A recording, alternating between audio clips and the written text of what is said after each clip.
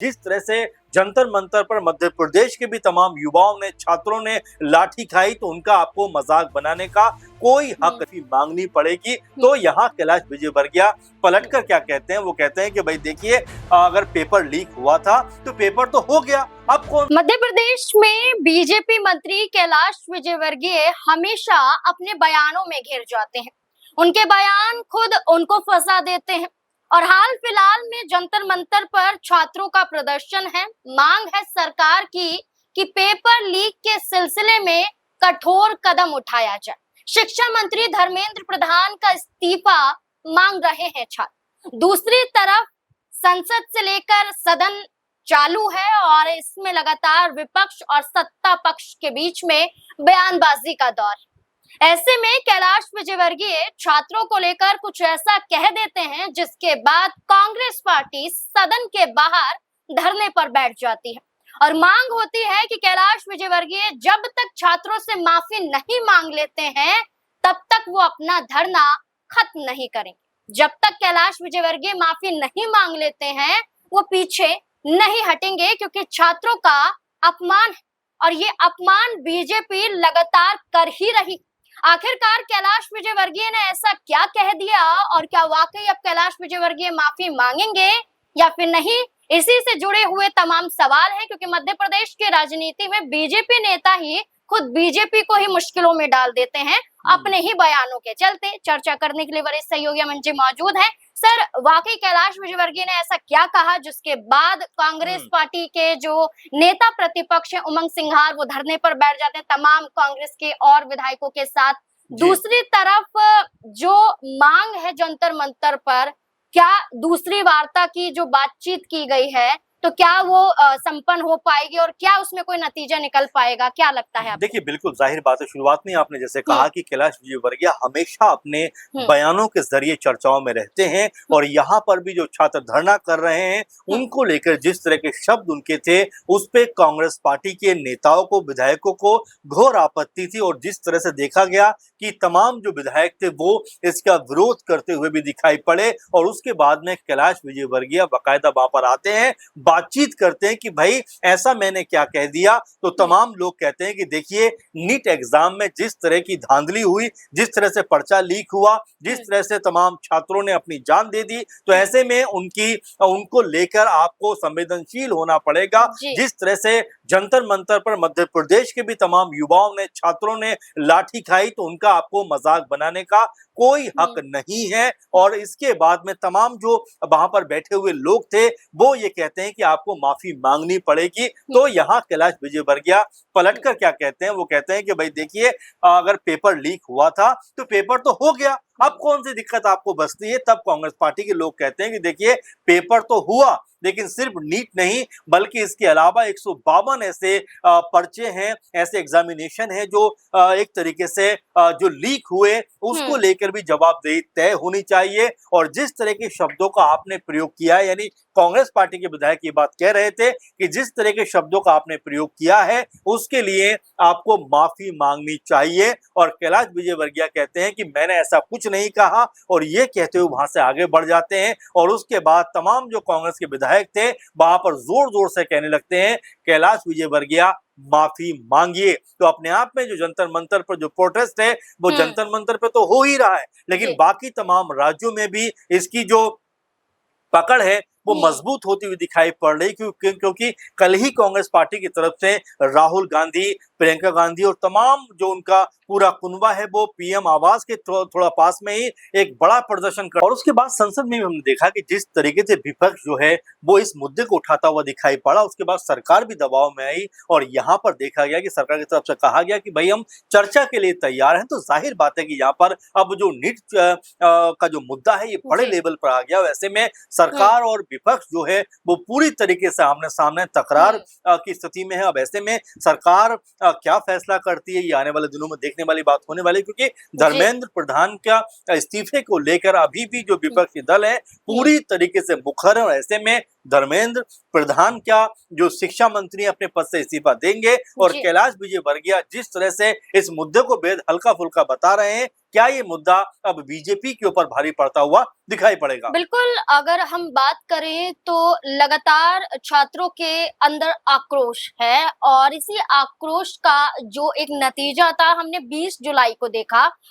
जो लाठीचार्ज बच्चों पर हुआ, जैसे पुलिसकर्मी ने अपना कदम उठाया, इसके बाद छात्र भी अपने बचाव में दिखाई दिए।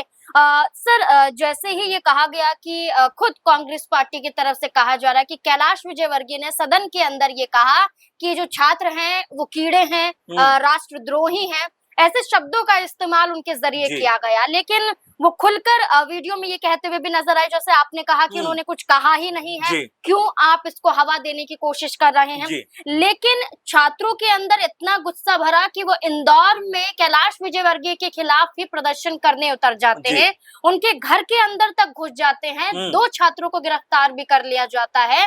तो क्या यहाँ पर सरकार पर दबाव है, सिर्फ केंद्र स्तर पर नहीं, राज्य स्तर पर भी, जी। कि अगर आप बयानबाजी करेंगे तो आप भी मुश्किलों में आ देखिए, सकते हैं? जाहिर बात है क्योंकि अब ये मामला लगातार तूल पकड़ता हुआ दिखाई पड़ता है, क्योंकि जंतर मंतर पे तो तमाम छात्र नजर आए, लेकिन साथ में राज्य स्तर पे हम देख रहे हैं कि लगातार कांग्रेस पार्टी की तरफ से, या ये भी कहा जा सकता है कि तमाम जो छात्र हैं वो अपने बलबूते भी इस आंदोलन को कहीं आगे बढ़ाते हुए दिखाई पड़ रहे हैं। और ऐसे में कैलाश विजयवर्गीय जिस तरह की बयानबाजी कर रहे हैं उसको लेकर भी छात्र कोई बहुत ज्यादा खुश नहीं है और यहाँ पर उन्हीं के खिलाफ अब मोर्चा निकालते हुए दिखाई पड़ते हैं। ऐसे में दतिया के ऊपर उपचुनाव है, उपचुनाव से पहले जिस तरह की स्थिति बनती हुई दिखाई पड़ती है, क्या बीजेपी को ये भारी पड़ सकती है? क्योंकि बड़ा सोच समझकर बयान देना चाहिए, क्योंकि कांग्रेस पार्टी की तरफ से जिस तरह कहा गया कि मध्य प्रदेश के भी बहुत सारे छात्र जंतर मंतर पहुंचे थे, उनके ऊपर भी लाठी बरसाने का काम किया गया है। तो ऐसे में बीजेपी के लिए जो स्थिति है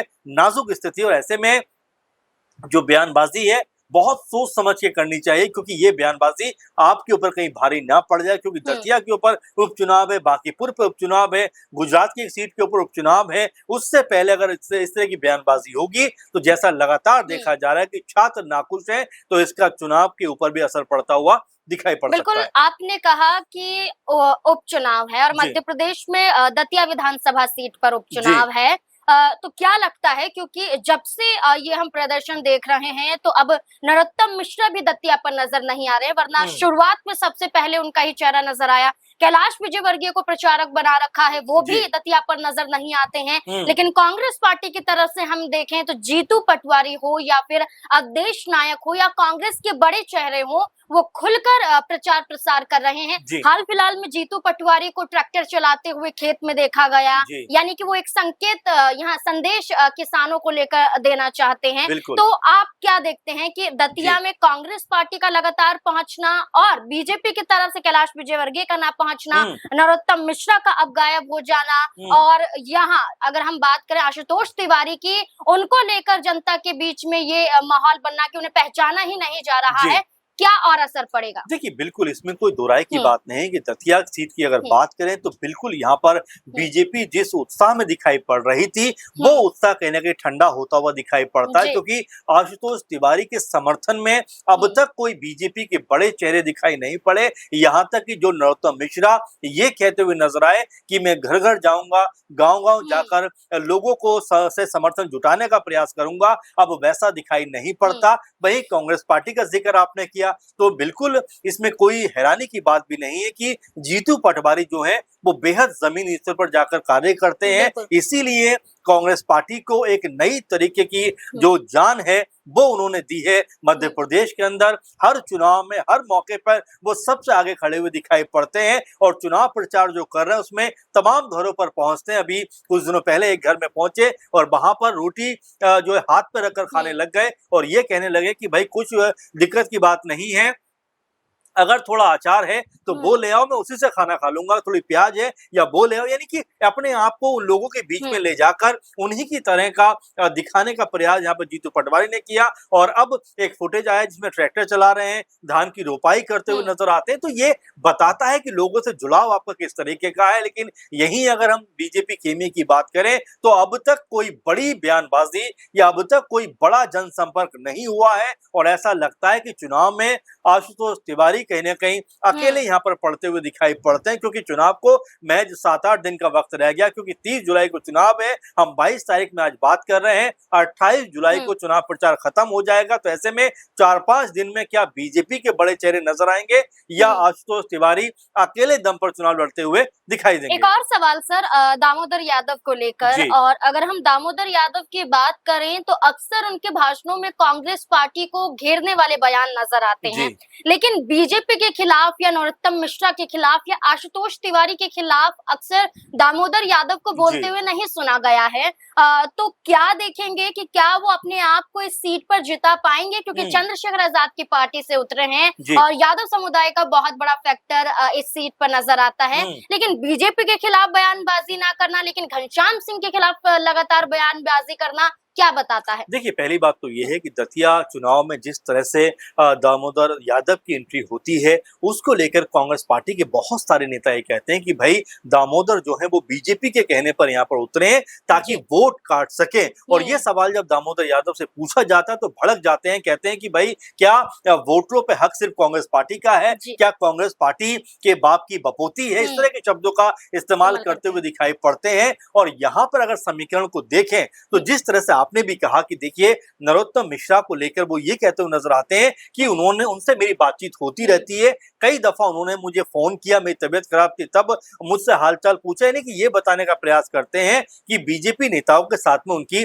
अच्छी उठक बैठक है। अब ऐसे में जो सवाल खड़े होते हैं कि क्या वो वाकई में यहाँ पर जो है वोट काटने के लिए खड़े हुए, क्योंकि कांग्रेस पार्टी के कुछ नेता यहाँ तक कहते हैं कि वो बीजेपी की बी टीम बनकर यहाँ पर उतरे हैं, यानी वोट काटकर फायदा बीजेपी को पहुंचाना चाहते हैं। क्योंकि आप देखिए दतिया के ऊपर अगर हम वोटों को देखें, समीकरण साधने का प्रयास करें तो पता चलता है कि लगभग 15% यहाँ पर दलित समुदाय के जो वोटर हैं वो आते हैं, 7% यादव वोट बैंक आता है, इसके अलावा 3-4% मुस्लिम वोट बैंक भी आता है। और ये 25-26 वोट जो नजर आता है दतिया सीट के ऊपर, अगर ये यहाँ से वहां हो जाए तो किसी भी प्रत्याशी की हार या जीत होती हुई दिखाई पड़ेगी। तो क्या जो दामोदर यादव पर आरोप लग रहे हैं, कांग्रेस पार्टी के लोग आरोप लगा रहे हैं, क्या उसमें कोई सच्चाई है? और या फिर दामोदर यादव कोई बड़ा फैक्टर यहाँ पर बनकर उभरते हुए दिखाई पड़ेंगे? क्योंकि अब तक उनकी जो बयानबाजी है उसको देखकर तो ऐसा नहीं लगता कि बीजेपी के खिलाफ कोई बड़ी बात उन्होंने बोली है।